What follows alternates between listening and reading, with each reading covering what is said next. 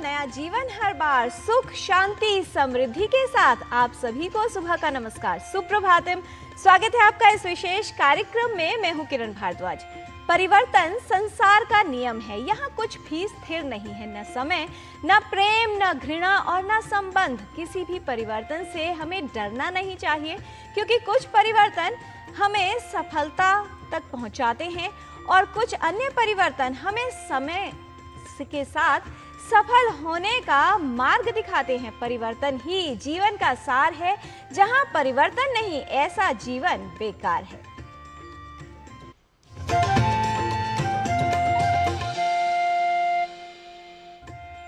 जीवन में हर समय कुछ न कुछ परिवर्तन होते रहते हैं, लेकिन परिवर्तन से डरना और संघर्ष से घबराना मनुष्य की सबसे बड़ी निर्बलता और दुर्बलता मानी जा सकती है। समय चलता रहता है और जीवन का सबसे बड़ा गुरु भी समय होता है, क्योंकि समय ही हमें सिखाता है कि जीवन में ऐसे आगे बढ़ना है, और जो समय से सीखता है उसे कोई भी जीवन में हरा नहीं सकता। समय से बढ़कर हमें और कोई कुछ भी सिखा नहीं सकता। इसलिए समय का ज्ञान और सम्मान हमेशा उपयोगी होते हैं। समय के ज्ञान के लिए आइए देख लेते हैं आज का पंचांग। आज का पंचांग युगाब्द 5127, विक्रम संवत 2082, शक संवत 1947, दक्षिणायन भाद्रपद मास, कृष्ण पक्ष, एकादशी तिथि, मंगलवार, आर्द्रा नक्षत्र। आज का दिन सभी के लिए मंगलमय हो।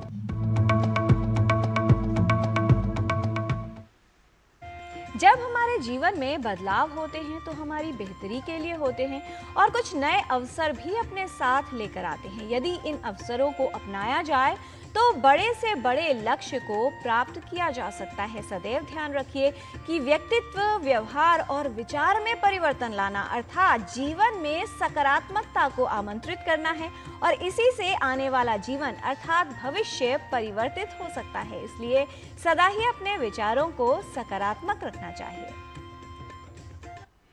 विद्या विनयोपेतो हरति न चेतांसि कस्य मनुजस्य काञ्चन मणि संयोगो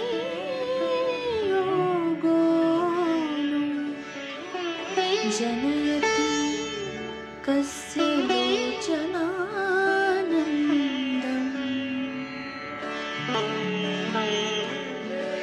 विद्या और विनय से संपन्न पुरुष किस मनुष्य का चित्त नहीं हर लेता। सोने और मणि का संयोग भला किसकी आंखों को सुख नहीं देता। वस्तुतः कम से कम दो अद्भुत गुणों के संयोग की प्रशंसा को समझते हुए हमें उन्हें अर्जित करने की ओर सदैव उन्मुख रहना चाहिए।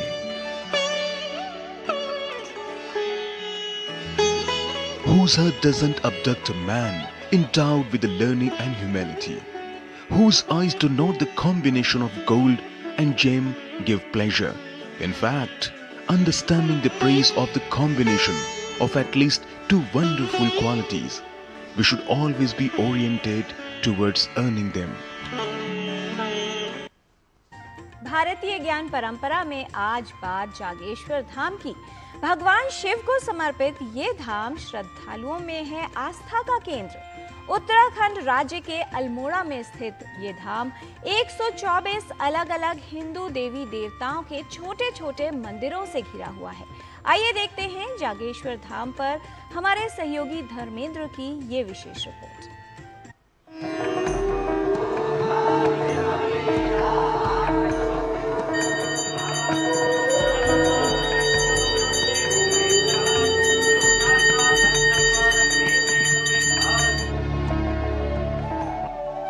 उत्तराखंड की सुरम्य वादियों में देवदार के घने जंगलों के बीच बसा है अलौकिक जागेश्वर धाम।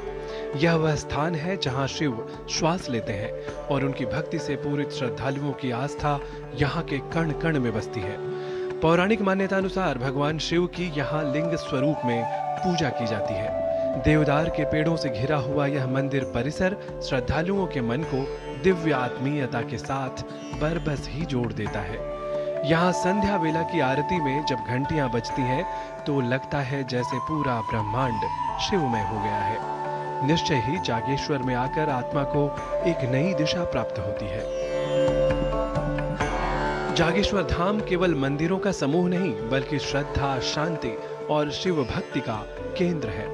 कहते हैं अगर भारत के इतिहास को जानना है तो आरंभ मंदिरों से किया जाना चाहिए, क्योंकि हमारे देश के मंदिरों में इतिहास के साथ साथ कई पौराणिक कथाएं और देश की प्राचीन कला व समग्रता से कहें तो संपूर्ण संस्कृति की झलक मिल जाया करती है। इसी क्रम में जागेश्वर धाम में अवस्थित यह मंदिर उत्तराखंड की राजधानी देहरादून से 385 किलोमीटर दूर स्थित है। वस्तुतः जागेश्वर धाम समुद्र तट से 1870 मीटर की ऊंचाई पर गंगा नदी के किनारे एक घाटी पर स्थित है। यहाँ के मुख्य मंदिर का निर्माण 7वीं शताब्दी में आदि शंकराचार्य ने करवाया था। 124 भिन्न भिन्न सनातन देवताओं के छोटे छोटे मंदिरों से घिरा हुआ एक ही परिसर में इतने सारे मंदिरों का समूह आपको दुनिया में कहीं और देखने को नहीं मिलेगा। कुछ विद्वानों के कथनानुसार भारत में मौजूद 12 ज्योतिर्लिंगों में 8वें ज्योतिर्लिंग जागेश्वर धाम को स्वीकारा जाता है। वस्तुतः मंदिर परिसर से जुड़ी यहाँ की घाटी चारों तरफ ऊंचे ऊंचे पहाड़ों से घिरी हुई है। यही प्राकृतिक सुंदरता मंदिर के परिसर को और भी सुंदर बनाती है। जागेश्वर का यह भव्य मंदिर भारतीय पुरातत्व सर्वेक्षण के संरक्षण में है और यहाँ भारतीय पुरातत्व सर्वेक्षण ने एक संग्रहालय का भी निर्माण किया है। संग्रहालय में आपको मंदिर और जागेश्वर स्थल से संबंधित इतिहास और पौराणिक कथाओं के बारे में जानने को मिलता है। जागेश्वर मंदिर देवभूमि के अलौकिक सौंदर्य, संस्कृति और प्राचीन वास्तुकला को अनुभव करने का एक अद्भुत स्थल है। श्रद्धालु यहाँ भगवान शिव के दर्शन करने आते हैं और भगवान शिव के आशीर्वाद के साथ साथ मन में आध्यात्मिक शांति लेकर जाते हैं।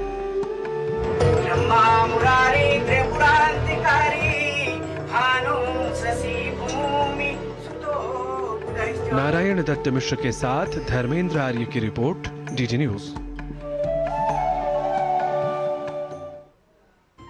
भक्ति में वो शक्ति है जो हमें जीवन में किसी भी परिस्थिति के लिए तैयार करती है, साहस देती है, धैर्य स्थापित करने के लिए प्रेरणा देती है। इसलिए भक्ति को अपने जीवन में सम्मिलित अवश्य करना चाहिए, क्योंकि जीवन में सदा कोई ना कोई परिवर्तन होता रहता है और ऐसे में आवश्यक है कि अपनी सेहत को लेकर हम तैयार रहें।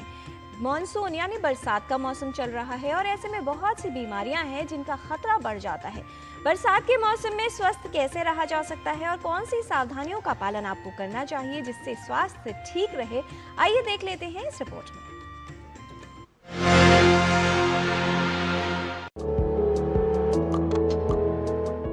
बरसात का मौसम गर्मी से राहत और ठंडक तो अवश्य लेकर आता है, लेकिन साथ ही कई तरह की बीमारियों के खतरे को भी बढ़ा देता है। बरसात का मौसम कई तरह की बीमारियों को आमंत्रित करता है। बारिश में भीगने से स्वास्थ्य बिगड़ सकता है। बारिश में कई तरह के संक्रमण और बीमारियां होने का खतरा बढ़ जाता है। मॉनसून के अंदर पानी की वजह से वेक्टर बोर्न डिजीज काफ़ी होती हैं, जिसमें मच्छर से होने वाली बीमारियों में यदि बात करते हैं तो मलेरिया, डेंगू, चिकनगुनिया और कुछ एरियाज़ में वायरल एंसेफ्लाइटिस, जापानीज एंसेफ्लाइटिस भी मच्छर से होता है और फ्लाइज की वजह से, जो कि हमारे फूड को बेसिकली दूषित कर देती है, उसकी वजह से डायरिया, डायसेंट्री और टाइफाइड फीवर का डर रहता है। दूषित पानी की वजह से बारिश के दौरान again diarrhoea, cholera, typhoid fever ये होने की संभावना रहती है।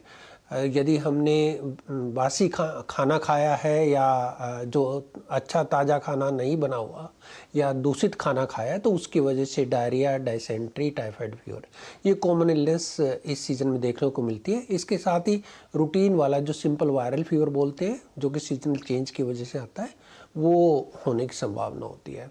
बारिश के मौसम में बाहर खाना पीना कई तरह की बीमारियों को न्योता दे सकता है। बरसात के मौसम में गर्मी के साथ साथ बारिश होने के कारण वातावरण में आर्द्रता का यानी नमी का स्तर बढ़ जाता है। इस कारण से जीवाणु और विषाणु अधिक मात्रा में पनपने लगते हैं। तेज बुखार है, साथ में उल्टियां हैं या दस्त लगे हुए हैं, चक्कर आना शुरू हो जाए तो ये शो करता है कि शायद बॉडी में पानी की कमी है, तो उसको इमीडिएटली हॉस्पिटल जाना चाहिए। सबसे पहले बुखार में हमें हाइड्रेशन पे फोकस करना होता है, तो घर के अंदर जो भी दूसरे लिक्विड्स हैं जैसे कि नारियल का पानी है, नींबू का पानी है, छाछ है, तो वो लिक्विड ज़्यादा लिए जाएं और बुखार उतारने के लिए simple on the counter paracetamol का टैबलेट के नाम से मिलता है, वो आदमी ले सकता है। पर यदि फीवर हाई ग्रेड है, जो पीलिया हो रहा है, उल्टियाँ ज़्यादा हैं, दस्त हैं, बेहोशी है, तो उसको इमीडिएटली हॉस्पिटल जाना चाहिए, डॉक्टर को दिखा के टेस्ट करवा के उसके अकॉर्डिंगली अपना इलाज करवाना चाहिए। इस मौसम में बारिश से कई स्थानों पर जल भराव, कीचड़ और गंदगी से मच्छर उत्पन्न होने लगते हैं। मच्छरों के काटने से होने वाली बीमारियां भी हो सकती हैं। जीवाणु और विषाणु पानी और खाद्य पदार्थों को दूषित कर सकते हैं और पेट के संक्रमण का खतरा उत्पन्न कर सकते हैं। प्रिवेंशन की बात करें तो मॉस्किटो का कंट्रोल, उसकी ब्रीडिंग पे स्टॉपेज और बाइटिंग को रोकना चाहिए। उसी तरह से फ्लाइज यानी कि सफाई घर में होनी चाहिए। जालियां घर में हों तो अच्छी बात है, रात को सोते हुए नेट्स हों, तो इससे हम मच्छर और मक्खी दोनों चीज़ों से बच पाएंगे। सबसे अच्छा तरीका पानी को उबाल के ठंडा करने का है।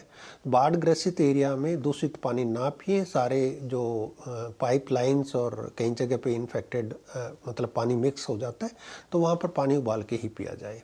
हमारा भोजन ताज़ा होना चाहिए, बासी खाना नहीं खाना चाहिए। फ्रिज के अंदर काफ़ी स्टोरेज फूड यूज किया जाता है, उसको ना खाया जाए। आवश्यक है कि बरसात के मौसम में सावधानी रखी जाए। घर के अंदर और आसपास पानी जमा न होने दें, जिससे मच्छरों को पनपने से रोका जा सके। साथ ही बाजार के कटे फल और सब्जियां न खाएं, क्योंकि ऐसा करना आपके लिए पेट की बीमारी का कारण बन सकता है।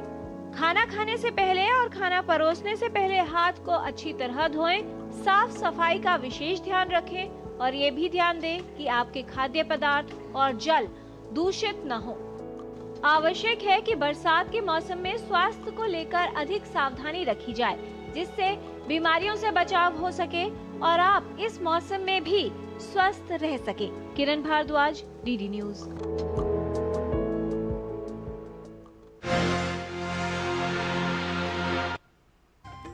अलग अलग ऋतुओं के अनुसार अपने आहार विहार में बदलाव करना आपकी सेहत को अच्छा बनाए रखने के लिए महत्वपूर्ण कदम सिद्ध हो सकता है, क्योंकि जीवन में बदलाव होते रहते हैं। इसलिए हमें हर बदलाव के लिए तैयार रहना चाहिए। बदलावों से डरे नहीं, उन्हें सकारात्मकता के साथ आने दें, अपनाएं और तभी आप आसानी से जीवन की कई समस्याओं को दूर कर सकते हैं। यहाँ पर लेते हैं कल्प विराम। आप देखते रहिए डीडी न्यूज।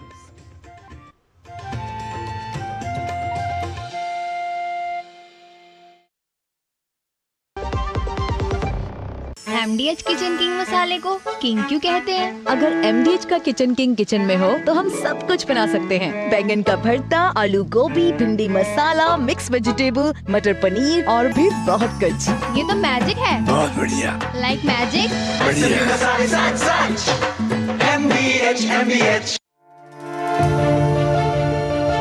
दिल्ली और पूरे NCR में तरक्की के अनगिनत रास्ते खुलने जा रहे हैं। स्वागत है दिल्ली वासियों का दिल्ली की नई लाइफलाइन UER2 और द्वारका एक्सप्रेसवे पर। ये है दिल्ली को प्रधानमंत्री श्री नरेंद्र मोदी जी की सौगात। सुपर कनेक्टिविटी और world class infrastructure. Urban extension road 2 Delhi NCR का नया रिंग रोड होगा। कम पोल्यूशन, कम ट्रैफिक और NCR से दिल्ली एयरपोर्ट का सफर चंद मिनटों में कीजिए। वहीं द्वारका एक्सप्रेसवे से NCR में ट्रैवल करना और आसान होगा। दिल्ली बदल रही है, विकास के नए कीर्तिमान रच रही है। दिल्ली की प्रगति को नई गति देने के लिए धन्यवाद मोदी जी।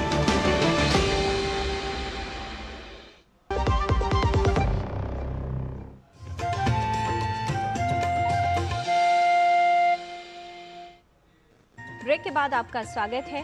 बेहतर स्वास्थ्य के लिए उपयोगी है कि संतुलित और पौष्टिक आहार लिया जाए, साथ ही उसका पाचन ठीक से हो। यदि पाचन ठीक नहीं होता तो कई तरह की स्वास्थ्य समस्याएं होने की संभावना होती है। योग स्वस्थ रहने का अत्यधिक लाभकारी विकल्प है। आइए देख लेते हैं कि अपने पाचन को योग के माध्यम से कैसे बेहतर बनाया जा सकता है। पहला सुख निरोगी काया, और निरोगी काया का सबसे पहला लक्षण है एक मजबूत पाचन तंत्र। आज हम 3 ऐसे आसना का अभ्यास करेंगे जो हमारी पाचन तंत्र को मजबूत करने में मदद करेगा। हमारा पहला आसना है अर्ध मत्स्येंद्र आसना। उसके लिए हम हमारे दोनों पैरों को सीधा कर देंगे। हमारी रीढ़ की हड्डी एकदम सीधी होनी चाहिए। अब हम हमारे लेफ्ट पैर को उठाएंगे और राइट थाइस के बाजू में रखेंगे। हमारे राइट पैर को हम लेफ्ट हिप के नीचे रखेंगे। हमारे राइट हाथ को ऊपर उठाएंगे और लेफ्ट फीट को टच करने का ट्राई करेंगे। अब हम लेफ्ट साइड नाभि से ट्विस्ट करेंगे और पीछे की तरफ देखेंगे। फाइनल पोजीशन पे हमें नॉर्मल ब्रीदिंग करना है एंड रिलैक्स। हमारा दूसरा आसना है वज्रासना। उसके लिए हम नीलिंग पोजीशन में आ जाएंगे। अब हम हमारे काफ्स को बाहर की तरफ रोटेट करेंगे और नीचे बैठ जाएंगे। हमारी पीठ एकदम सीधी होनी चाहिए। खाना खाने के बाद यह पोजीशन में हम 5 से 10 मिनट तक बैठने का प्रयास करेंगे एंड रिलैक्स। अब हमारा तीसरा आसना है पवन मुक्तासना। उसके लिए हम हमारे मैट पे लेट जाएंगे।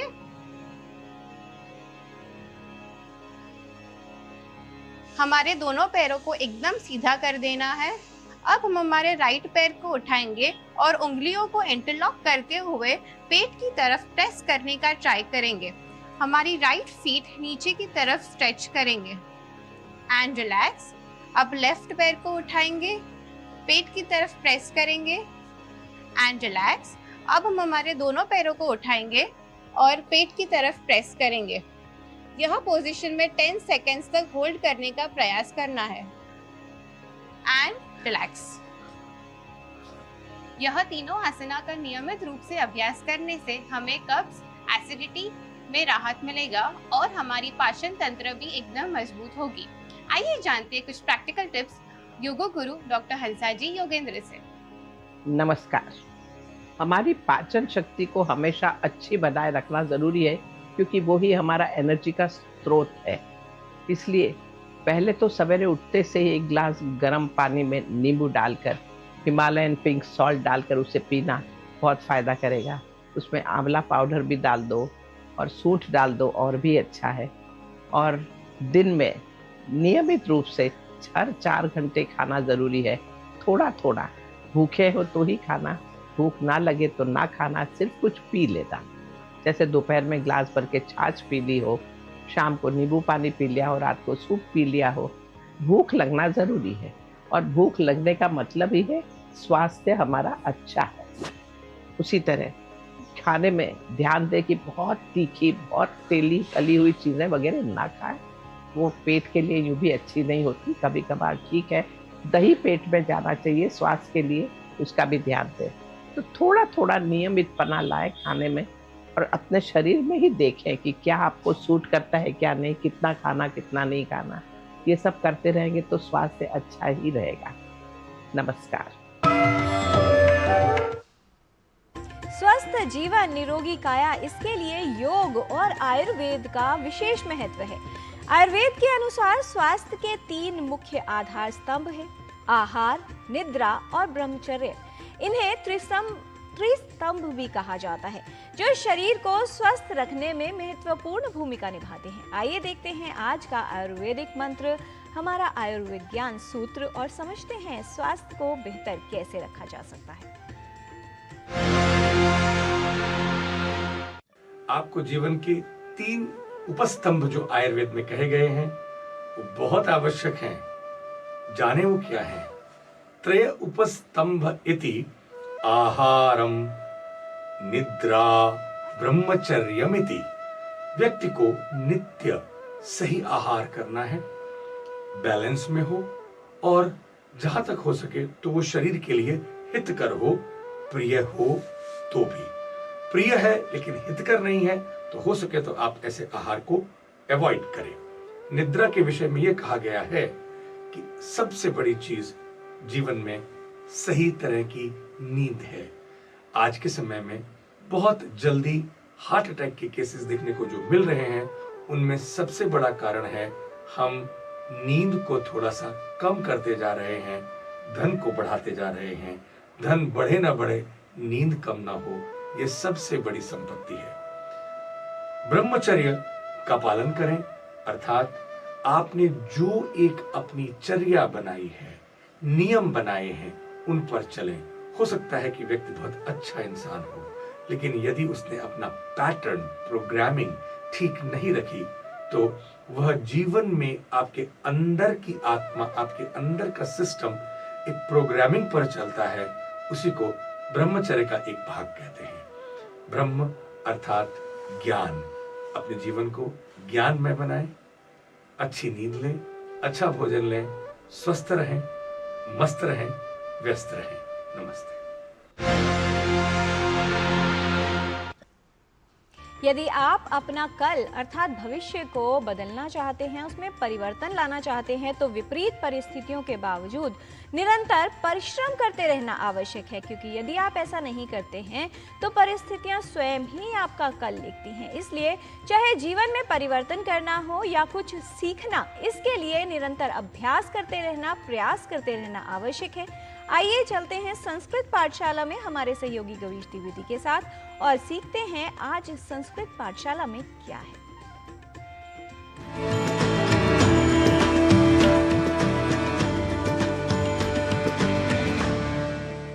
नमो नमः मित्राणि। संस्कृत पाठशालायाः एतस्यां कक्षायां भवतां सर्वेषां स्वागतम्। मम नाम गवीशः। संस्कृत की पाठशाला में आज हम आपको शिष्टाचार के कुछ वाक्य सिखाएंगे, जिनके प्रयोग से आप संस्कृत संभाषण के क्रम में आगे बढ़ सकेंगे।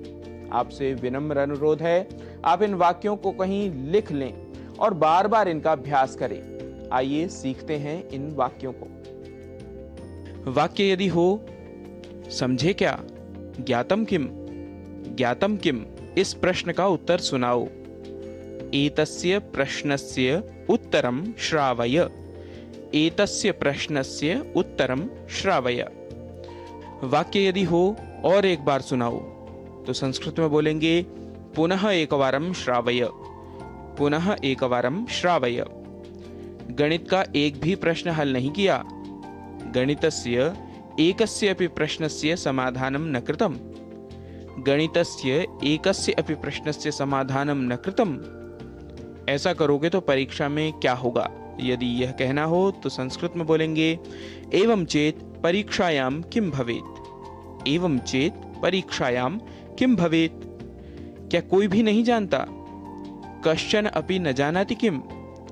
कश्चन अपि न जानाति किम? यदि कहना हो तुम सब इस प्रकार से अभ्यास करो, तो संस्कृत वाक्य बनेगा यूयम एवं प्रकारेण अभ्यासम कुरुथ। यूयम एवं प्रकारेण अभ्यासम कुरुथ। यदि तुमने समझ लिया तो कुछ सुनाओ। यदि त्वम अवगतवान तर्हि किंचित श्रावय। यदि त्वम अवगतवान तर्हि किंचित श्रावय। वाक्य यदि हो आज इतना ही पर्याप्त है, तो संस्कृत में बोलेंगे अद्य एतावद् एव पर्याप्तम्। अद्य एतावद् एव पर्याप्तम्। इस अनुच्छेद को पूरा करके समाप्त करेंगे। यदि यह कहना हो तो बोलेंगे एतम अनुच्छेदम पूर्णं कृत्वा समापयाम। एतम अनुच्छेदम पूर्णं कृत्वा समापयाम। वाक्य यदि हो कल इसे अच्छी तरह से पढ़कर आना, तो बोलेंगे श्वः एतत् सम्यक् पठित्वा आगच्छत। श्वः एतत् सम्यक् पठित्वा आगच्छत। क्या घर पर कुछ पढ़ते हो? यदि यह वाक्य हो तो कहेंगे अपि गृहे किमपि पठथ।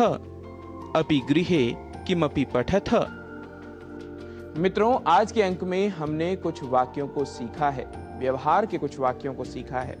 आप करिए इनका अभ्यास। व्यवहार में आने वाले ऐसे ही कुछ और वाक्यों को लेकर आपके समक्ष होंगे उपस्थित। तब तक के लिए नमस्कार, नमो नमः।